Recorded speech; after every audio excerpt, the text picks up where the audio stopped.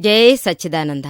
మీ అందరి మనసుల్లోనూ కొలువై ఉన్న పరమాత్మకు నా హృదయపూర్వకంగా శిరస్సు వంచి నమస్కరిస్తున్నా. గురు శిష్యుల సంబంధం గురించి ఈరోజు మనం కొంచెం వివరంగా మాట్లాడి తెలుసుకుందాం. చాలామంది గురువు అవసరమన్నట్టు మాట్లాడుకుంటున్నారు. కానీ గురువు మన హృదయం దీనికి ఓ స్థాయికి తయారైందంటాను. మనం అందుకు తగిన వాళ్ళమేనా? మనము మనసులో రెడీగా ఉన్నామా?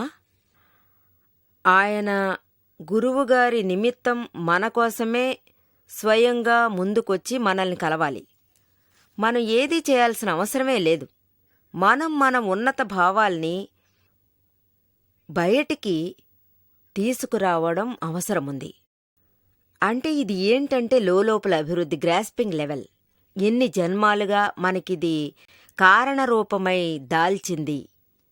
ఎన్ని జన్మాలుగా ఆధ్యాత్మికంలో ఒక రుచి ఏర్పరిచి ఆధ్యాత్మికంలోనే ఉండాలని తలచి దాని వెనకాలే మనం వెళ్ళిపోతున్నాం. దాని అనుభవంతో ఉండిపోతూనే దాని అనుభవం యొక్క ఆర్ద్రత మనతోనే ఉండిపోతుంది. ఈ జన్మలో దాని ఉపయోగం మనం పొందుతున్నాం. అందువల్ల ఆత్మ ప్రాప్తం పొందాలి, మోక్షానికి వెళ్లాలనేది ఎన్నో జన్మలుగా మనం తలచి ఆ తపనతో ఈ జన్మలో ఆ గ్రాస్పింగ్ లెవెల్ అది చాలా ఉన్నత స్థాయికి పోతుంది. సో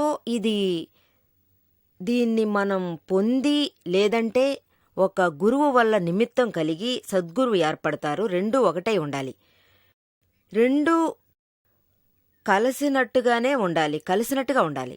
అప్పుడే కార్యం జరుగుతుంది. శిష్యునికి ఒక చేంజ్ అప్పుడు దొరుకుతుంది కదా, అది అప్పుడే అతనికి ప్రాప్తమవుతుంది గురువుగారి వలన. లేదంటే ఇది జరగదు. కాబట్టి ఈ రెండు నమ్మకాలు చాలామంది ఎలా చెప్తారంటే దీనికి ఏ అవసరమూ లేదు. మనం అన్ని విషయాలు తెలుసుకుంటే గురువు అనేవారు మనల్నే వెతుక్కుంటూ వస్తారు. మనం ఎందుకు ఆయన వెతుక్కుంటూ పోవాలి? మనం పోయి వెతుక్కోవాలా అంటారు. అంటే శబరి, అహల్య, గుహుడు వీళ్ళందరికీ శ్రీరామచంద్రుడే నేరుగా పోయి సహాయం చేశారు. మనకు కావాల్సింది కూడా భగవంతుడు మనకు తానే చేసిస్తారు కదా, మనం అప్పుడు తీసుకుందాం. మనం కేవలం భగవాన్ పేరు చెప్తుంటేనే చాలు, వేరే ఏదీ చేయాల్సిన అవసరం లేదు. ఎంతోమంది ఈ ఒక నమ్మకంతో దృఢంగా ఉన్నారు. మీరు అహల్యలా ఉన్నారా, లేక శబరిలా ఉన్నారా, లేక గుహుళ్లాగా ఉన్నారా? ఇదంతా వట్టి మాటకు మాత్రమే, ఏదీ విషయం కాదు. కేవలం ఎక్స్క్యూజ్ చెప్పుకుంటారు. ఒకటి ఇలా చేస్తున్నారు, లేక అలా చేస్తున్నారు. సద్గురువు అనేవారు అతనికి ముందుగా ఏదైనా చెప్పి వాళ్ళని తరిమేస్తున్నారు. ఇది ఒక భ్రమ. మనలోని పద్ధతిలో ఇది తయారు చేస్తూ ఉంటున్నా ఈ నిమిత్తాన్ని మాత్రం మనం ఏ సమయంలోనూ వదిలేయకూడదు. వేరే ఏది ఉండకుండా ఉండొచ్చు, కానీ ఈ భ్రమను మాత్రం మనం నిజంగా వదిలే తీరాలి. శ్రీరామచంద్రుడే చెప్తున్నాడు, మీరు ముందు మీ పద్ధతిలో ఇది తయారు చేసుకోండి, చాలా ముఖ్యమైనది, నిమిత్తం రాని. మనం దాన్ని వెతకాల్సిన అవసరమే లేదే. ఈ విధంగా నమ్ముకుంటున్న వాళ్ళు ఎప్పుడూ భ్రమలోనే వాళ్ళు ఉంటున్నారు. వాళ్ళు సిద్ధ దిశను పొందడమే కుదరదు. ఇదే వాక్కు జ్ఞానుల వారిది. ఈ భ్రమలోంచి ముందు బయటకొస్తున్నారు. యాక్చువల్గా ఒక్కొక్కరికి ఈ నియమం అనేది నిజంగా వచ్చుండాలి.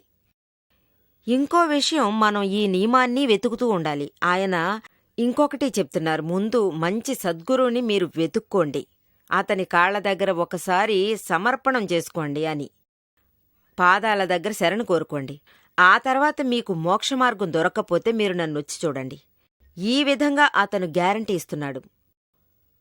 ఒకరి బాధ్యత ఏంటంటే అతను ఎప్పుడూ నిమిత్తాన్ని వెతుకుతూ వెళ్ళి తీరాలి. లేదంటే సత్పురుషుణ్ణి వాళ్ళు వెతుక్కోవాలి. మీకు నిమిత్తం గనుక దొరక్కపోతే మీరు చాలా అలసి సొలసిపోతుంటారు కదా. మోక్షాన్ని పొందడం అవసరం. చెప్తారు మోక్షాన్ని పొందడం చాలా ఈజీ, కానీ మోక్షాన్ని దక్కించేవాళ్ళు దొరకడం చాలా చాలా చాలా కష్టం. జ్ఞానపురుషులు దొరకడం చాలా అరుదైన ఒక విషయం.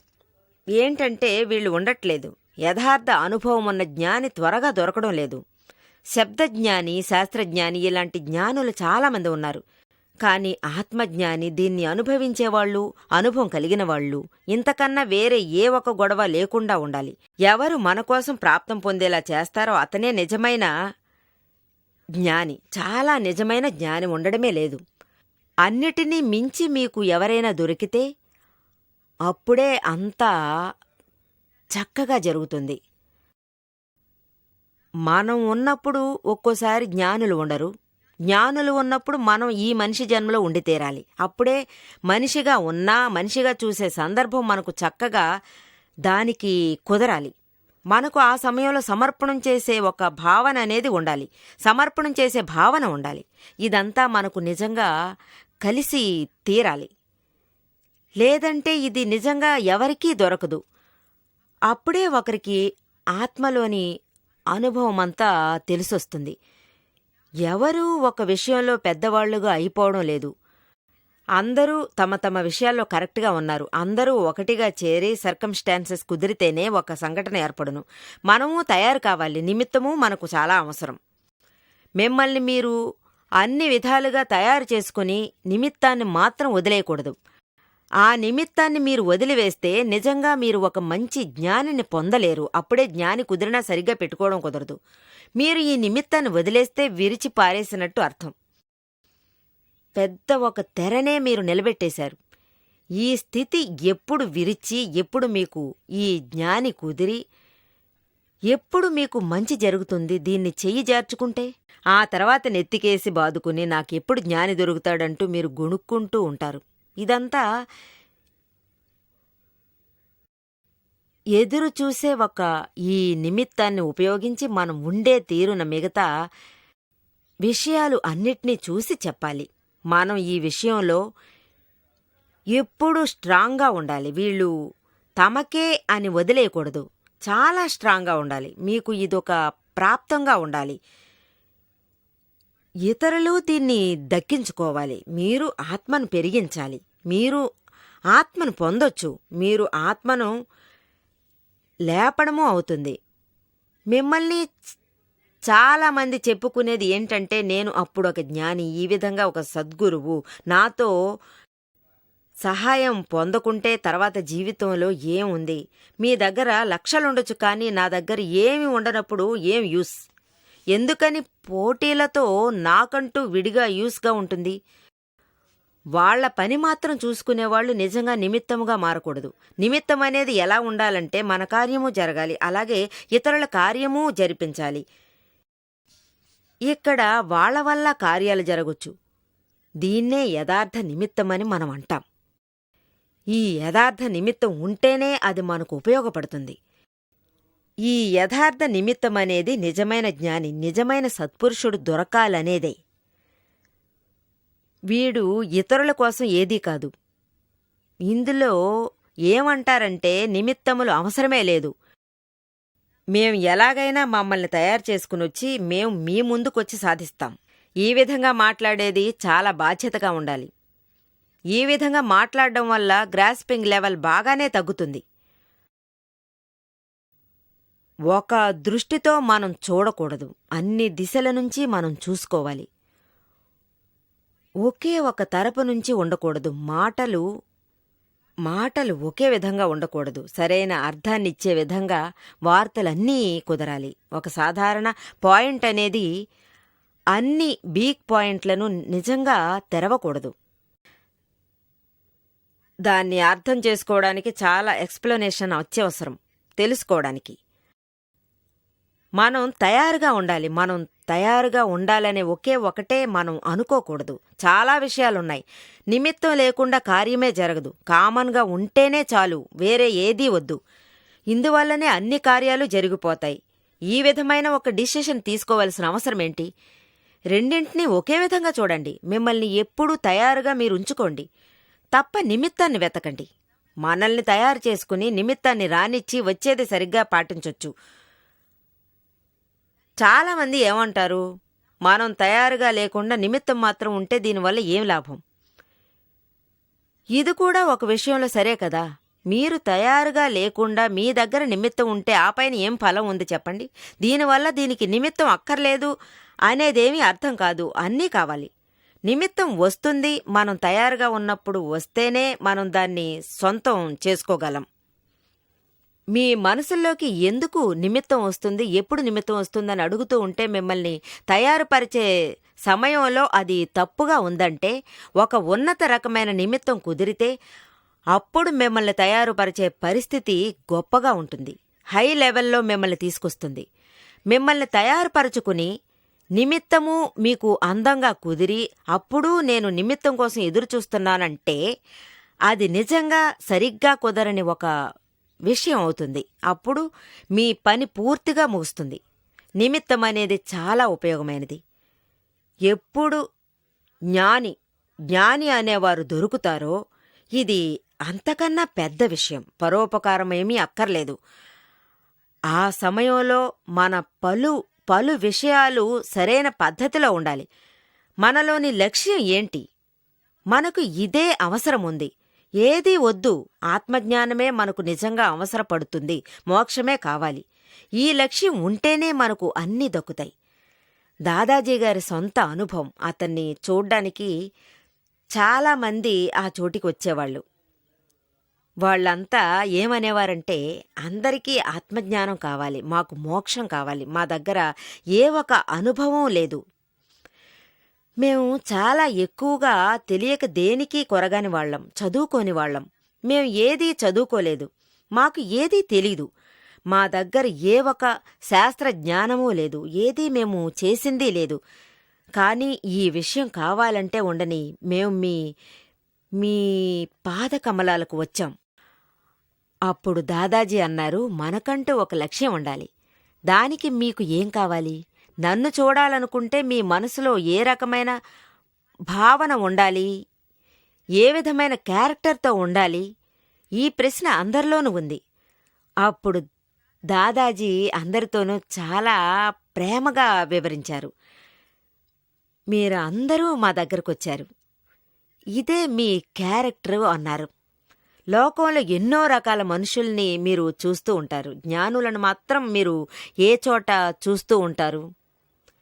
ఎన్నో జన్మలు దాటి వచ్చారు. జ్ఞానులను ఏ చోట మీరు చూశారు? మీకొక జ్ఞాని దొరికితే ఆ తర్వాత మీ క్యారెక్టర్ ఏ స్థాయికి ఒకటవుతుంది. ఆ తర్వాత మీ ప్రయత్నం ఉండాల్సిందే. ఈ క్యారెక్టర్ని మీరు చేజారనివ్వకూడదు. ఈ భావనతో పట్టుకుని చాలా సమర్పణ చెప్పుకుంటూ ఆయన వెనకాలే మీరు పోతూనే ఉండొచ్చు. అప్పుడు చూడండి, మీకు సర్వము ప్రాప్తిస్తాయి. మనం ఈ స్థాయికి యథార్థంగా ఉండాలి. ఈ నవ్య మన హృదయం సర్వసమర్పణం అయ్యిందని తెలుస్తుంది. ఆత్మతో మేమందరం దాదాజీని చూడ్డానికి వెళ్ళాం. మా దగ్గర ఏ ఒక లక్ష్యమూ లేదు. కోవెలకు వెళ్తే కూడా బోరు కొడుతుందనే అంటారు.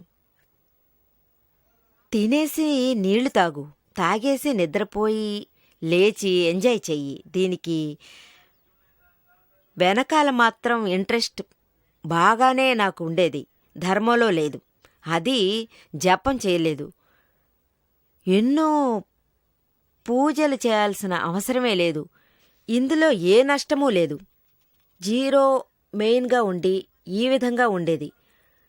ఈ ఒక పరిస్థితిలో దాదాజీని చూడ్డానికి మేము వెళ్తున్నాం. దాదాజీ ఈ విధంగా చూడలేదు.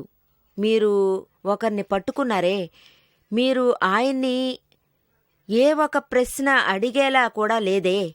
ఇంతకు ముందు ఆత్మ అంటే ఏంటో తెలీదు, మోక్షం అంటే ఏంటి, దీని గురించి ఏమీ మనకు తెలియకుండానే ఉండేది. ఏ ఒక నాలెడ్జ్లోనూ అది నిజంగా ఉండనే లేదు. ఇప్పుడు చెప్పే ఎక్కువ విషయాల్లో చాలామంది యాత్రకు వెళ్ళడం ఏదీ తెలీదు. మనం క్యారెక్టర్ తెలుసుకోవచ్చు, దానికి సరైన ప్లాన్ లేదు. కానీ దాదాజీ అప్పుడు చెప్పిందంతా ఇదే. ఈ కలియుగంలో ఎవరి దగ్గరికి రావాలి, ఈ మైనస్ వాళ్ళంతా ప్లస్ వాళ్లను అందుకు ఒక 25%. ఆ తర్వాత కొంచెం కొంచెంగా మీ 0-1% మైనస్గా స్టార్ట్ అవుతుంది.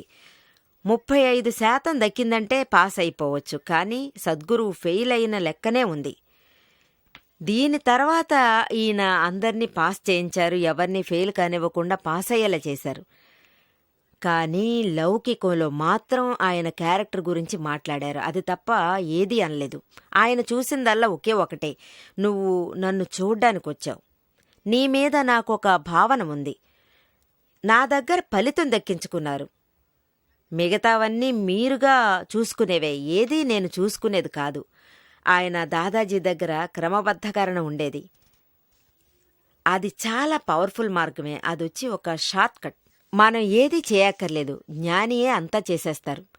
ఆరంభంలో దాదాజీ ఏమంటూ ఉండేవారంటే 63-64లో జరిగిన విషయం, 63లో జరిగిన విషయం ఇది. ఆరంభంలో ఇతన్ని చూడ్డానికి వచ్చిన వాళ్లతో ఇతను ఆత్మ గురించి అంతా మాట్లాడుతూ ఉండేవారు. ఇది చెయ్యి, అది చెయ్యి అని చెప్పి, కానీ ఏదీ ఎవరూ చేయ తయారుగా లేరు. ఇన్ని విషయాలు తెలుసుకునే ఆశ ఉన్నా చాలామంది కష్టపడేవాళ్లుగా ఉన్నారు. కానీ చాలామంది చాలా కష్టపడి ఒక 2-3 రోజులు ఉండి ఇక మీదట అక్కడ ఉండలేమని చెప్పి వెళ్ళిపోయారు. వెతకాలి, వెతికి చూడాలనే ఆలోచనే వాళ్లకు లేదు. కష్టపడ్డం అనేది ఈ కలియుగంలో ఎవరికీ నచ్చదు. అందువల్ల ఇది సరిగ్గా రాదని ఆయన ఆలోచించారు. అప్పుడే ఆయనకి ఒక దారి తెలిసొచ్చింది. అంటే ఈ క్రమమైనదనేది ఒక విషయం. సపోజ్ స్టూడెంట్కి సరిగ్గా మార్క్స్ రాకుంటే ఎలా పాస్ అవ్వగలడు చెప్పండి చూద్దాం. ఏం చేసేది? ఎందులోనూ పాస్ కాలేదే, అతని అన్నింట్లోనూ ఫెయిల్ అయ్యాడు, మైనస్ వరకు అతను వెళ్ళాడు. దీన్ని వదిలేసి క్రమమనే జ్ఞానాన్ని పెంచుకో, ఆత్మతో డైరెక్ట్ జ్ఞానాన్ని ప్రాప్తిస్తారే, ఇది నిన్ను ఉన్నత స్థాయికి తీసుకెళ్తుంది. క్రమ మార్గంలో ముందు విషయాన్ని ఉన్నత స్థాయికి మనం తీసుకురావాలి, ఆ తర్వాత ఆత్మజ్ఞానం ప్రాప్తం కావాలి. కానీ క్రమమనే వరుస ముందు మనం దాన్ని ప్రాప్తం చేసుకోవాలి. మొదట ఆత్మతో ప్రకాశం, ఆత్మలో జ్ఞానం, శక్తి ఇవన్నీ బయటపడ్డాయి. విషయాల్ని బయటికి తేవడం చాలా ఈజీగా ఉంటుంది. ఇదే క్రమ పద్ధతి, బాట నియమాలుగా ఉన్నాయి. ఈ విధంగా సృష్టి ఒకటై న్యాచురల్గా మనం ప్రాప్తం పొందే చాయిస్ ఉంది. దీన్నే మనం అందరికీ ఇస్తున్నాం. నిమిత్తంగా ఉంటే చాలు. ఇందుకే ఏ కార్యాన్ని చేయడమే లేదు, ఏ ఒక చేయూతను ఇవ్వడం లేదు. దాదాజీ ఎప్పుడు ఏమంటారంటే, నేను కూడా ఇదే అంటాను, మన చేతిలో ఏ ఒక శక్తి లేదు, ఎప్పుడూ నిమిత్తం అందడం వల్ల చేతనవుతుంది. పలు రకాల నిమిత్తం ఇందులో ఉన్నాయి. మీ దగ్గర టీవీలో మాట్లాడుతున్నాం, మీరు వింటున్నారు, ఇదంతా నిమిత్తం మాత్రమే కలుగుతుంది. మీరు ఇది విన్నప్పుడు మీ మనసులో లోపల ఈ హృదయం మీకు చక్కగా హాయిగా ఉంది. ఇది నిమిత్తమే, నిమిత్తం మాత్రమే. ఆ తర్వాత దీన్ని బట్టే మీరు ప్రయత్నం చేయండి, ఇంట్రెస్ట్ చూపించండి.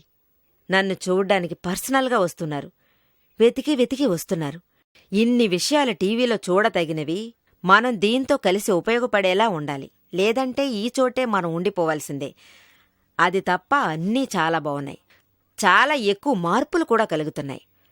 కానీ మన దారనేది సరిగ్గా బయటికి తెలిసే వరకు, మన వెలుగు బయట తెలియటకు ఏ చోట వెలుగుందో దాన్ని తీసుకుని మీరు ఆ చోటికి వెళ్లాల్సి ఉంది.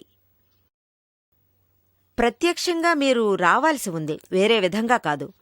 మన ఫోటోస్ అన్నీ, ఈ టీవీ ఇవేవి మనకు పనికిరాని విషయం.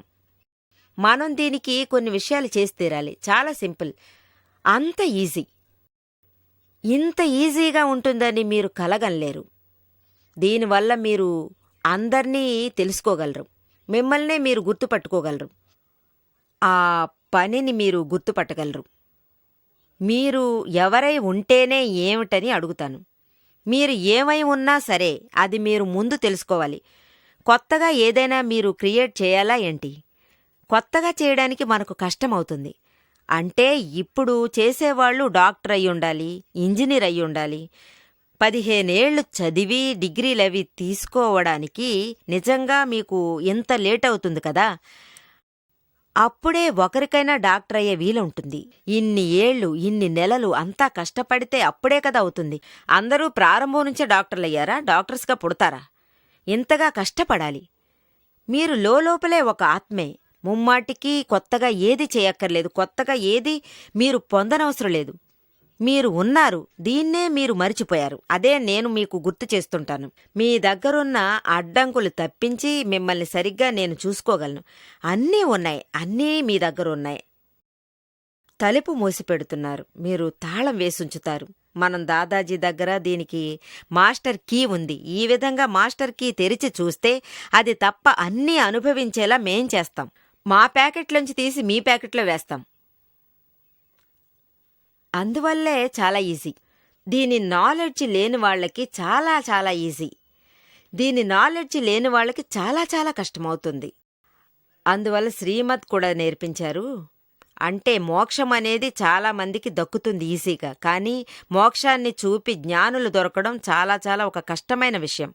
దాదాజీ ఎప్పుడు ఏమంటారంటే మోక్షాన్ని దక్కించుకోవడం చాలా కష్టమైన విషయం. నువ్వు చేసేది కూడా కిచిడీ చేయడం కన్నా చాలా ఈజీ. కిచిడీ చేయడమే కష్టం. ఈ జ్ఞానుల దగ్గరికెళ్ళి మీరు అడగండి, వాళ్ళు ఎవరు ఎక్స్పర్టో వాళ్లకే ఇదొక సాధారణ విషయం అవుతుంది. మీరు ఎప్పుడూ కొన్ని విషయాలు ప్రారంభించే ముందు ఎవరికి విడిపోయే ఆశ ఉందో, మనం ఎలా విడిపోతామో, ఈ నా విషయం నుంచి ఎలా విడిపోతామని ఆలోచిస్తే ప్రయోజనమే లేదు. ఎప్పుడు జ్ఞానం దక్కుతుందనే ఆలోచనే ఉంటుంది. ఈ ఆలోచనలన్నీ ఒకటైతేనే ఎవరికి ఇంట్రెస్ట్ లేదో వాళ్ళు వెళ్ళి అక్కడ అడుగుతున్నారు.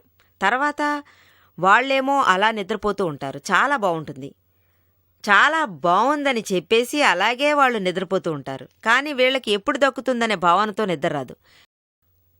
అర్థమైందా? దీన్ని మీరు తెలుసుకోండి. మోక్షమని దేన్ని అంటావంటే ఎవరికి లౌకికం జైల్లో ఉందో, జైలేంటి చెర, అందులో ఉన్న ఖైదీలంతా ఎలాగుంటున్నారు. వాడు అందరిలా తింటాడు, తాగుతాడు, నిద్రపోతాడు. కానీ ఒక నిమిషం కూడా నెమ్మదనేది లేదు. వాడు అన్ని కట్టుబాట్లకు మధ్యలోనే ఉన్నాడు. వాడికి మనం ఎప్పుడు ఇక్కడి నుంచి వెళ్ళిపోదాం, ఎప్పుడు ఇక్కడి నుంచి వెళదాం, ఎవరు నన్ను విడిపిస్తారు, ఎలా విడిపిస్తారు, ఇదే వాడి మనసులో మెదులుతుంది. ఇదే విధంగా లౌకికం ఒక రకమైన జైల్లాగానే. ఈ జైల్లో నేను కట్టుబడి ఉన్నాను. ఇందులోంచి విడిపోయేందుకు ఒక జ్ఞాని దొరకాలి కదా. ఈ అనుబంధం వేల జన్మలుగానే నేను అలసి సొలసినందుకు నాకు దొరికింది. అలాగే ఎవరికి విడిపోవాలనుందో వారు ఖచ్చితంగా ఈ బంధాల నుంచి ఎవరు నన్ను విడదీస్తారో ఒక జ్ఞాని వాళ్లకు కావాలి. ఇది మనిషి జన్మ యొక్క లక్ష్యమై ఉంది. నిజంగా ఎక్కడ్నుంచైనా ఒక జ్ఞాని అనేవారు మనకు ఖచ్చితంగా దొరికి తీరుతారు. మీ పని అవుతుంది. ఎక్కడైనా ఒక చోట ఇది మంచి ఆలోచనగా రూపుదిద్దుకుంటుంది. వాళ్ళు నిమిత్తమాత్రులు. జ్ఞాని దొరుకుతారు, సత్పురుషులు. అలాగే మీ పనులన్నీ చకచకా సాగుతాయి. ఇదే మీకున్న ఒక పనిగా ఉంటుంది. జై సచ్చిదానంద.